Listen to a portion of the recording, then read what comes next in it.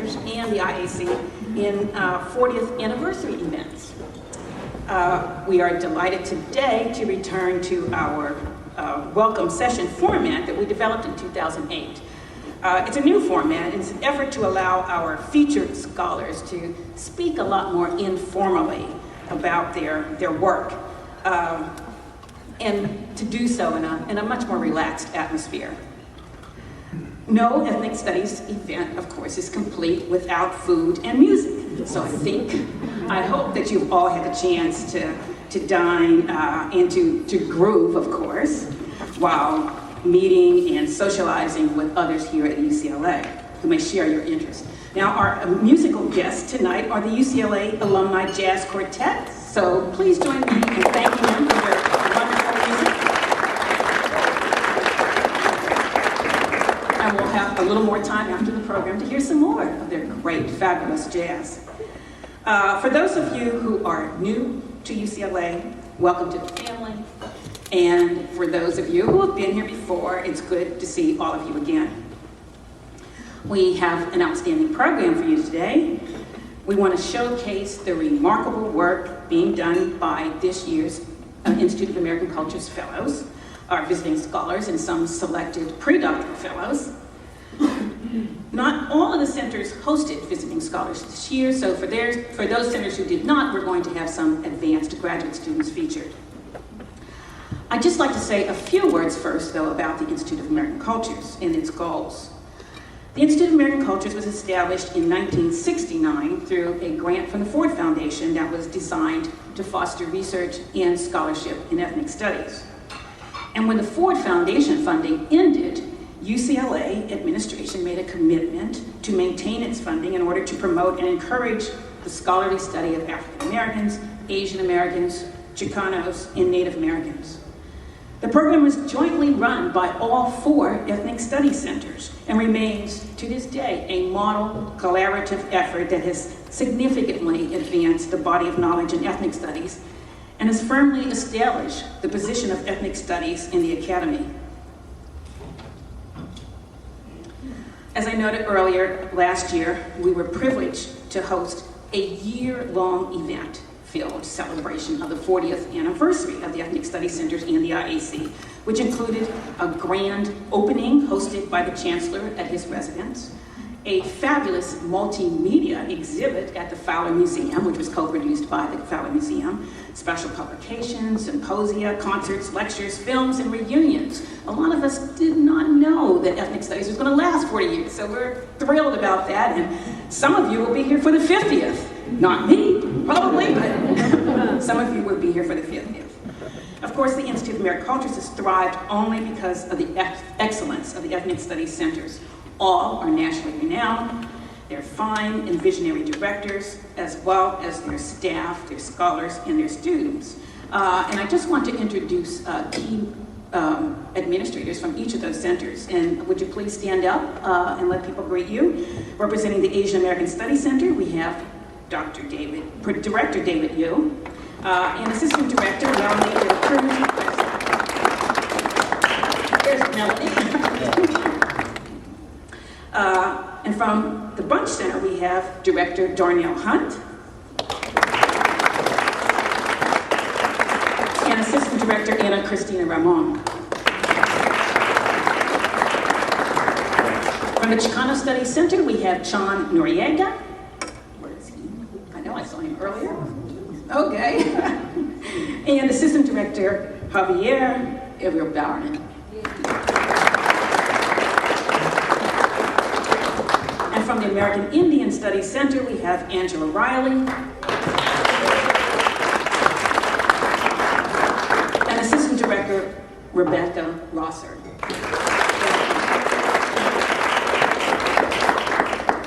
We've gathered here for several reasons. The first, of course, is about fellowship.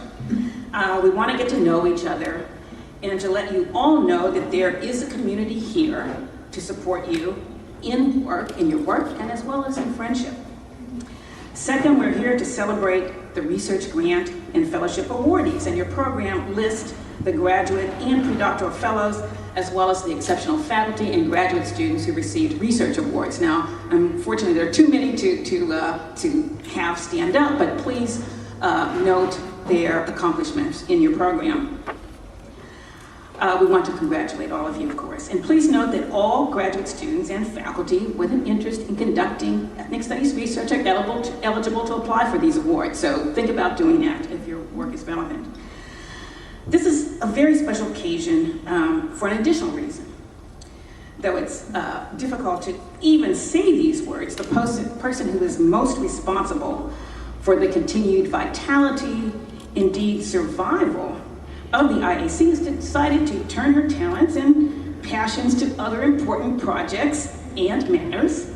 So Vice Chancellor and Dean Claudia Mitchell-Kernan, who has also served as the IAC Director for the last 21 years, is stepping down from that post. And we will honor her IAC contributions later in the program. Now to our presentations. We have the great good fortune this year to have a group of scholars who together are conducting truly fascinating work. We knew that it would not be possible for you to fully appreciate their scholarship and their journeys using the more traditional methods of academic formats. In the words of one of our previous featured scholars from the last couple of years, we are going to go what we call beyond the podium.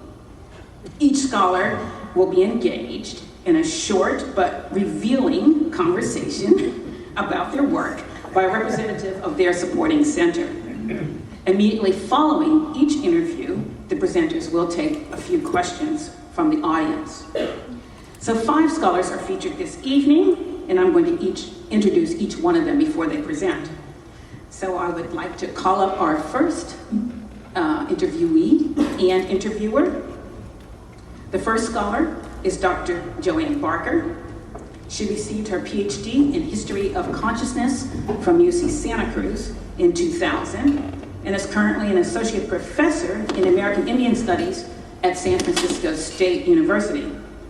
Her research project is titled The Science of Rights, Native Peoples' Historical Experiences, and the Unmaking of Humanity. She will be interviewed by the director of the American Indian Studies Center, Professor Angela Riley.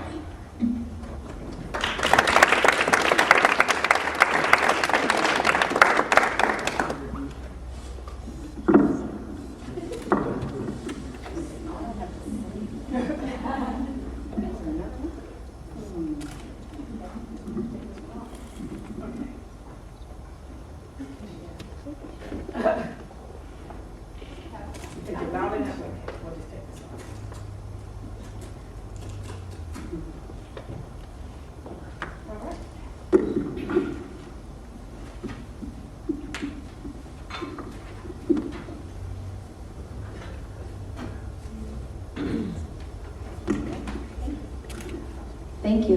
Hello. I always wanted to be Oprah, and now I feel like I sort of am. Although this chair, I feel so sunken down. I'm not sure. I think I need to sit on the edge of my seat here. Well, it's my privilege and honor to be here, and I thank all of you for coming, and I thank, of course, Belinda Tucker and Claudia Mitchell-Kernan for all the work that they do for this amazing program. It's my pleasure to have Joanne Barker here, who's going to be our visiting scholar this year. This is the first time we've had a chance to meet in person, and she has an amazing reputation in the field and among our community, so it's a real pleasure to have you. So I wanted to the intention I think here is to just give you a little bit of a flavor of the projects that the scholars and doctoral students will be working on. So this will be a relatively brief exchange, and then I think there's an opportunity for you to ask questions. So what I thought might be an interesting way to begin, I had a chance to read the first chapter of the project that Dr. Barker's working on, and the first chapter begins with 2 stories that I thought were just really fascinating and very revealing, and that also really set up the framing of the rest of the discussion that she engages in the first chapter.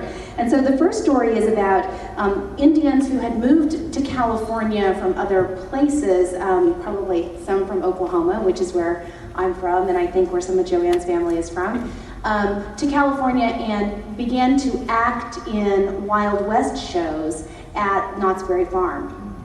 and what that experience was like. And the other story that she tells in the very beginning is about Indian actors who were placed in old Hollywood westerns and occasionally had speaking parts in their native languages, and what they were actually saying and what was going on. So I thought I wanted to hear more about those two stories and how those two stories related to your larger project. Sure. Is this working okay?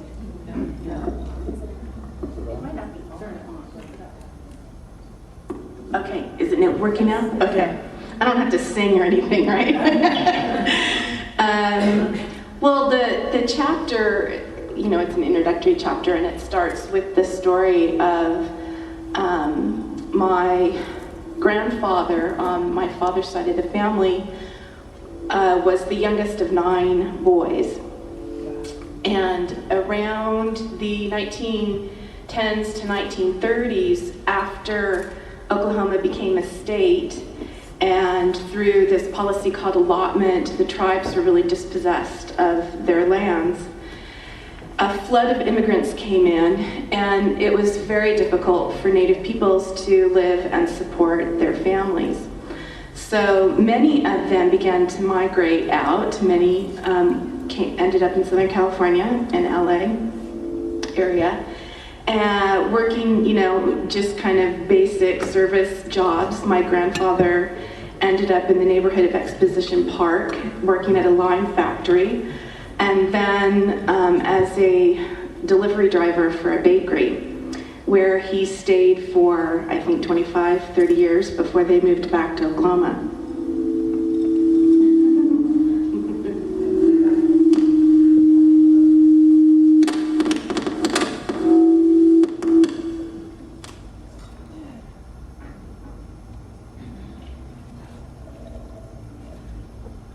You okay? No. No, it's off. You turn this off, maybe it's I turn this one off, but I can turn it back on. Yeah, okay. Not? Okay.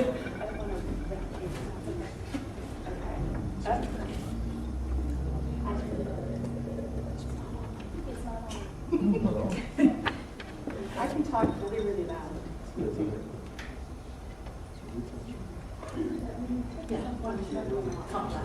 Just talk loud. Is this loud enough or too loud? Okay. So my grandfather was working there, and a lot of his brothers, the 3 or 4 that had migrated out before him to find jobs, were also working in service areas as, in cleaning and, whatever kind of job they could get to support their families. And a couple of them ended up taking jobs as extras in the ghost town shows that were being staged at Knott's Berry Farm. Knott's Berry Farm started, I think, in 1928 is when they opened, and it wasn't the big amusement park that it is now. It used to just be a restaurant where they wanted to feature the boysenberries that they were growing at the farm. So they sold pies, and then that folded into a chicken dinner. And pretty soon, by 1940, they were feeding 4,000 people a day. And Knott had this idea of building this old, authentic ghost town around the restaurants so that people would have something to do while they were waiting to get in to eat their dinner. And it started with, you could pan for gold or watch a blacksmith work or whatever. And then he started providing shows, the gunfights and stagecoach robberies and things like this. And then he wanted cowboy and Indian fighting scenes. And my great uncles worked this for several years and made a lot of money on the weekends because they got paid pretty well by Knott's, but also got paid for posing for photographs. And some of the stuff they wore, they brought, but most of it was issued. And so when I was growing up, I just thought it was fabulous. All this Knott's Berry Farm issued stuff that was in the family. And my grandparents would not let any of us play with it, of course. So And it was one of those things that they didn't really like to talk about too much. My granddad thought it was just ridiculous, no self-respecting Indian running around for all these tourists. But, my great-uncles had a good time and made, decent money and were able to support their families, which were also quite large. And the other story, which is the one my family likes to talk about, was that once the film industry really got going, the first Western, as we understand them now, the cowboy and Indian movies were in 1903, and the heyday of it went through probably the 50s, early 60s, when war pictures started kind of taking over that kind of fight scenes and things like that. But the Westerns, they would often hire Indians to play the Indian roles. Very rarely did they actually have speaking parts. The speaking parts were usually given to non-Indians playing Indians and red face, of course. But every once in a while, these movies would have, the vintage scene where the military is, negotiators are meeting with the chiefs and, demanding their surrender, and the Indians are refusing, and then the next scene they all get killed. So generally they would, they did a lot of things to sort of do the filming. The Indian actors were just told to speak in English, and then when they would do the sound, they would do it in backwards. No. So it's actually English and backwards. But then sometimes they would just say speak Indian, and the script would just say, just talk your talk. And so they would want the Indian actors to speak in their native language. And all kinds of really hysterical things happen on screen with this, with Indian actors, giving knock-knock jokes or talking about how ridiculous the director is, and how arrogant the lead actor is, or how stupid the scene is, or how itchy the bike skins and faux kind of war paint that they were wearing. And so you have these really hilarious dialogues taking place. Of course, on the Indian films, you're kind of privy to the stories. And what I do in talking about these two examples with the introduction to the book is just to say, we think about the Hollywood Western as sort of the quintessential story, right, of the cowboys' defeat of Indian people. And that is certainly the case. There is that narrative, and John Ford's and all those directors did great harm to the representation of Native people, savages and inhuman and violent and barbaric and stupid and drunk and, the whole 9 yards. And then there's this other stuff going on, right, where you have the family stories of great uncles and grandfathers supporting their families and making money, and going to the matinees on the weekends to see the Westerns so they could watch each other in the movies with their kids, but then just busting out laughing at the most inappropriate scenes and all those other kinds of stories that are more about the humanity of Indian people, and I'm kind of interested in that space. So this leads me to a question that, can everyone hear me? A question that you actually pose yourself in towards the end of the first chapter of the book, where you talk about how Native people have been written in and out of the categories of human as part of the larger project, which I think sort of these two stories illustrate. But you asked one particularly provocative question that I wanted to be the final question I posed to you and fully open it up, which is, why is U.S. modernity given so much importance in the constitution of the human and its consequences for Native peoples? So if you could talk a little bit about that question, which sort of hangs there towards the end of that first chapter. The chapter reviews some of those social evolutionists and genetic biologists and ecologists who contributed or really defined this field we call the human science. And I review different ways in which narratives of Native difference relied on these really clumsy kind of things that we, in our very sophisticated days of 2010, would recognize as stereotypes, the ancient versus the modern, the savage versus the civil. And that dichotomy that is so much taken for granted and so dismissed as irrelevant now to all of our intelligence and hindsight and education is actually still very much in place in a lot of ways. And it gets written into policy, and it gets written into law, and it gets upheld as scientifically objective in ways that continue to be really important, not just discursively, not just ideologically, but in whether or not Native peoples get to exercise their human rights. And so I'm interested in that tension between this thing we take for granted as being wrong, and yet how much prevalence it still has in dispossessing Native peoples of their lands and their humanity. Yeah, because you still see so much of that language, even in the contemporary cases. So should we take a question? We have time for one question. Anybody have a question for our speaker? No questions? Yes, Darnell? Can you talk a little bit more about the rest of the project? I mean, so where does the project go? I mean, what's sort of the scope of the project? The project started out of a lot of readings that I was doing on human rights, the history of human rights, and the emergence of human rights legislation, at least in the U.S. context, as a response to the violence that had been done to Native people.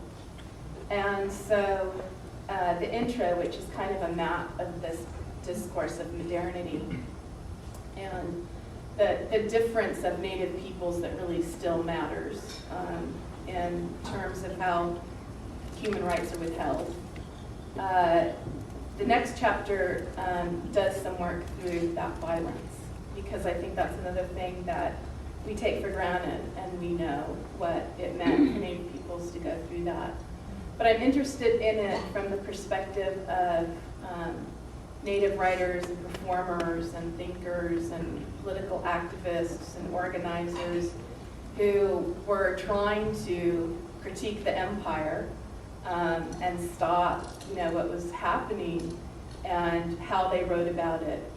Did they invoke being human as a category, or how did they think about that? In what ways did they try to make some kind of intervention? And then the next part of the project, those are sort of the first two introductory chapters, and then the next two chapters are about this very important moment around the Native American Graves Protection and Repatriation Act, which has this promise of being human rights legislation for Native peoples in the U.S. And the way that it is both fulfilled that promise, but also been undercut by its location within this whole history of what's called in the U.S. cultural heritage laws. So all the stuff that's protecting the rights of those scientists who are working with Native human remains and cultural objects to do those studies in the name of America's history. And I juxtapose that chapter with a really close reading of the debates that have been happening over the last couple of years around a regulation that just got passed, dealing with this category of culturally unidentified, which is actually individuals who are members of federally unrecognized tribes get categorized as culturally unknowable. And it's a problem in terms of NAGPRA actually being able to do what it's meant to do.